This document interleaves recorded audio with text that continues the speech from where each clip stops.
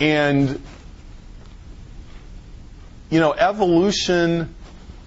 evolution itself in any form does not write God out of the picture anyway. I mean, I think if you want to kind of read on that topic, I mean, the Catholics were talking about that back in the 19th century. The real question is not creation versus evolution. The real question is naturalism versus design. Is there a designed order in the universe or not? I mean, that's the most fundamental question. Now, what I think about that is that science itself only exists because before science became what it is, there was a theological assumption that God made a world that operated according to fixed discoverable laws. There was a theological belief that supported the idea that not only would this chair fall every time, it might fall at 9.8 meters per second squared every time. Okay? There was a theological presupposition that caused Newton to look for a consistent law. And so when you have this war between science and religion, it ignores where science came from. Science didn't come from a big bunch of...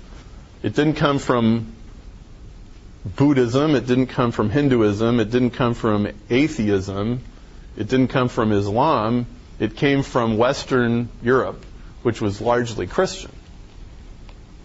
And of course the Jewish influences too.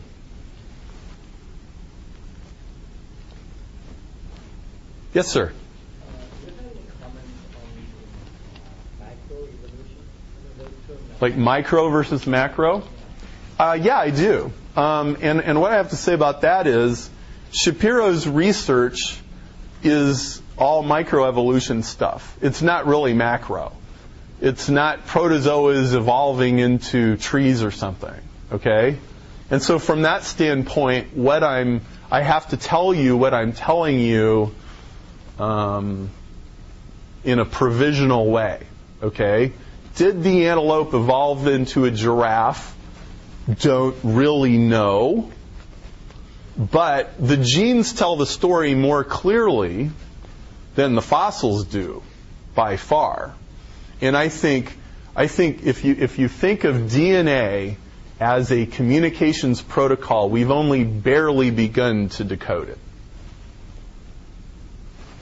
So I think as things go further, we'll get more and more clarity on that. I think it'll be hundreds of years for that to get it. Yes, sir? Boiled down, I think this is kind of lines up with, I think the guy's name is Tricky, the watchmaker, watch requires a watchmaker. Yes. Argument. Yes.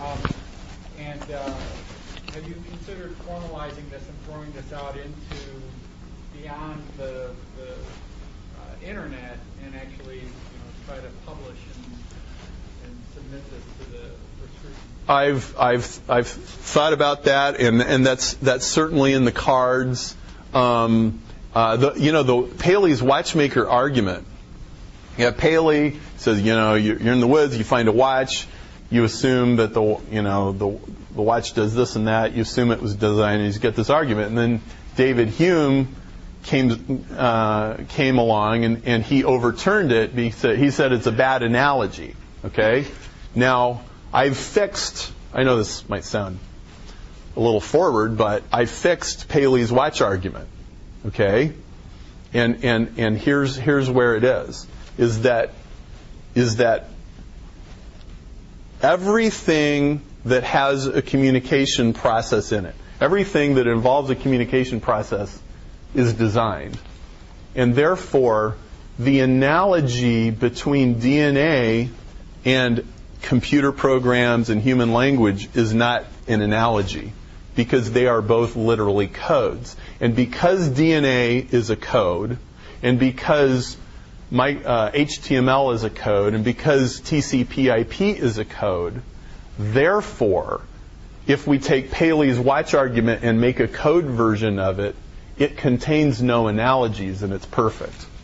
and it stands. And so you end up with DNA's designed, all things we know the origin of that have a code are designed, therefore DNA's designed, and you have an airtight argument.